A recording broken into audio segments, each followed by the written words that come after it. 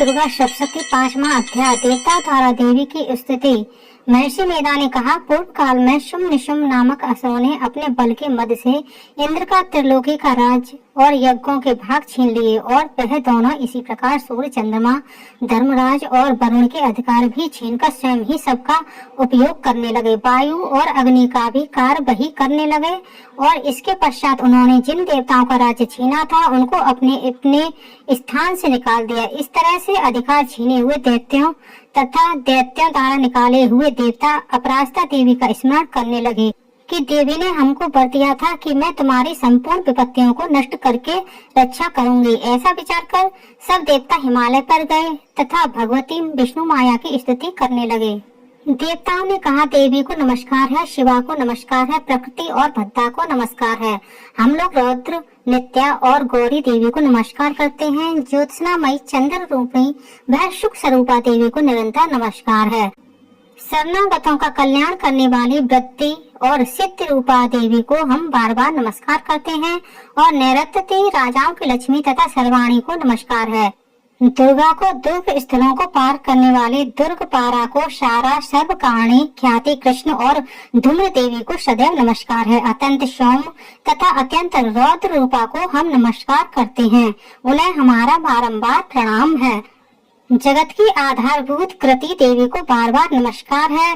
जिस देवी को प्राणी मात्र विष्णु माया कहते हैं उसको नमस्कार है, उसको नमस्कार है, उसको नमस्कार है। जो देवी संपूर्ण प्राणियों में चेतना कहलाती है उसको नमस्कार है, उसको नमस्कार है, उसको नमस्कार है। जो देवी सब प्राणियों में बुद्धि रूप से स्थित है उनको नमस्कार है, उसको नमस्कार है, उसको नमस्कार है। जो देवी सब प्राणियों में निंदा रूप से विराजमान है उसको नमस्कार है, उसको नमस्कार है, उसको नमस्कार है।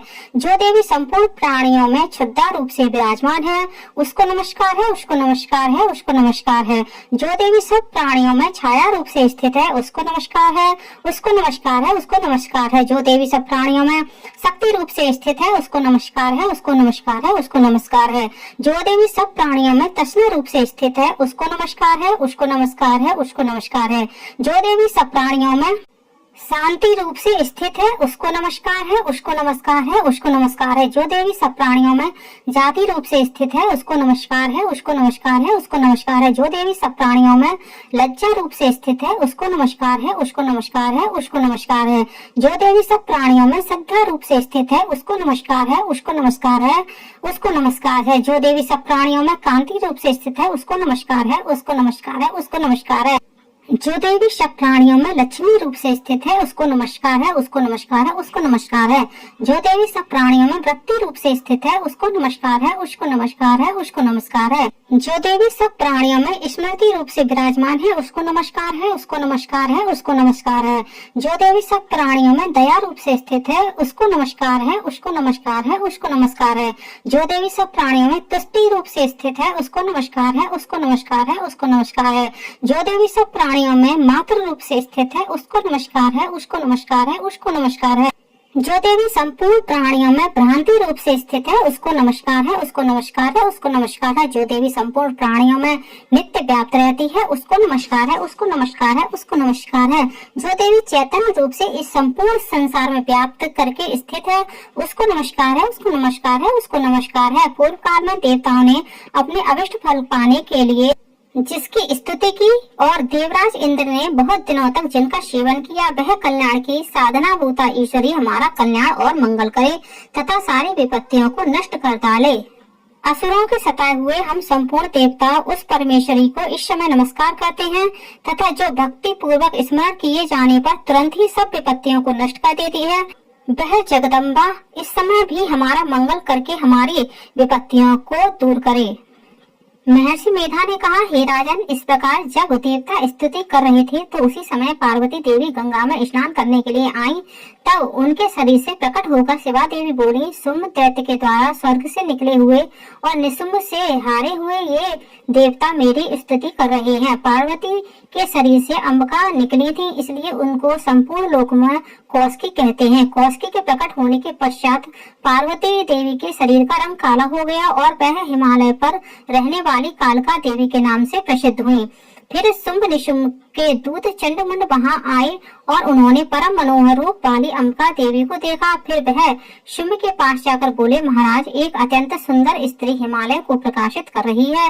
वैसा रंग रूप आज तक हमने किसी स्त्री में नहीं देखा है। हे अश्वेश्वर, आप यह पता लगाएं कि वह कौन है और उसको ग्रहण कर लें। वह स्त्रियों में रत्न है। वह अपनी कांति से दसों दिशाओं को प्रकाशित करती हुई वहां स्थित है, इसलिए आपको उसको देखना उचित है। हे प्रभु, तीनों लोकों के हाथी, घोड़े और मणि इत्यादि जितने रत्न हैं, वह सब इस समय आपके घर में शोभायमान है। हाथियों में रत्न रूप ऐरावत हाथी और उच्च श्रवा नामक घोड़ा तो आप इंद्र से ले आए हैं।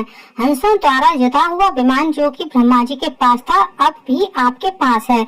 और यह महापद्म नामक खजाना आपने कुबेर से छीना है। समुद्र ने आपको सदा खिले हुए फूलों की किंजलिकनी माला भेंट की है।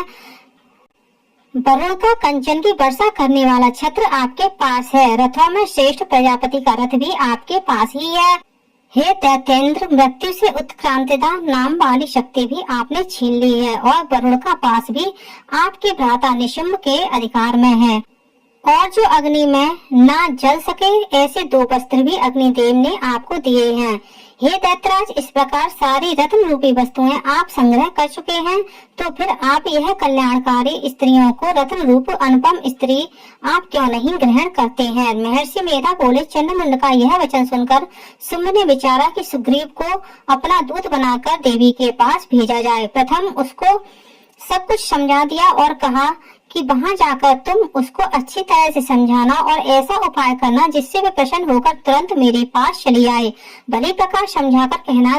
दूत सुग्रीव पर्वत के उस रमणीय भाग में पहुंचा जहां देवी रहती थी। दूत ने कहा, हे देवी, दैत्यों के राजा शुंभ को, जो इस समय तीनों लोकों के स्वामी है, मैं उनका दूत हूँ और यहाँ तुम्हारे पास आया हूँ। संपूर्ण देवता उसकी आज्ञा एक स्वर में मानते हैं। अब जो कुछ उसने कहला भेजा है वह सुनो। उसने कहा है, इस समय संपूर्ण त्रिलोकी मेरे बस में है और संपूर्ण यज्ञों के भाग जो पृथक पृथक मैं ही लेता हूँ और तीनों लोकों में जितने श्रेष्ठ रत्न हैं वह सब मेरे पास है। देवराज इंद्र का वाहन ऐरावत मेरे पास है जो मैंने छीन लिया है।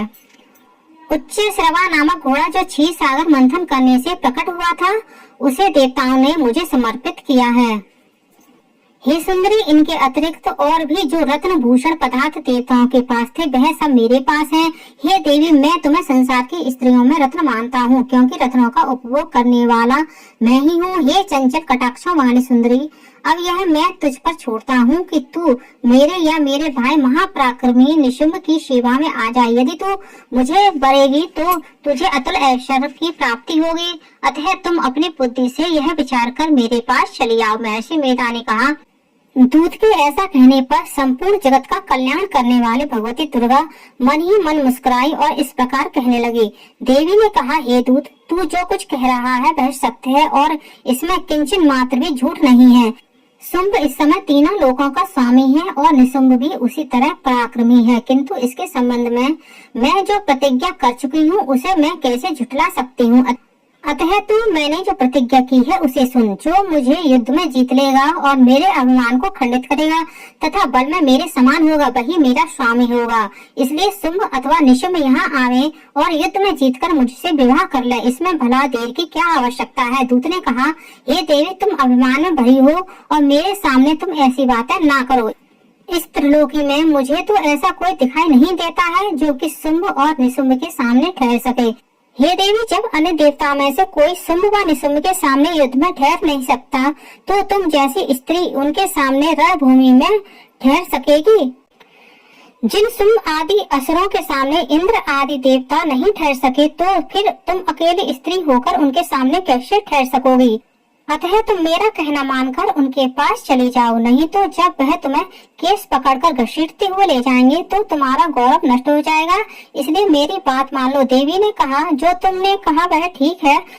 शुंभ और निशुंभ बड़े बलवान हैं, लेकिन मैं क्या कर सकती हूँ, क्योंकि मैं बिना विचारे प्रतिज्ञा कर चुकी हूँ। इसलिए तुम जाओ और मैंने जो कुछ भी कहा है वह सब आदर पूर्वक असुरेंद्र से कह दो। इसके पश्चात जो वह उचित समझे करें। फ्रेंड्स, आप लोगों को मेरा यह वीडियो कैसा लगा कमेंट करके जरूर बताइएगा, और आप मेरे चैनल पर पहली बार आए हैं तो प्लीज चैनल को सब्सक्राइब कर लीजिए, वीडियो को लाइक कीजिए, ज्यादा से ज्यादा शेयर कीजिए, साथ ही बेल आइकन को प्रेस कर दीजिए ताकि हमारी आने वाली सारी लेटेस्ट वीडियो की नोटिफिकेशन आप लोगों को टाइम से मिल सके।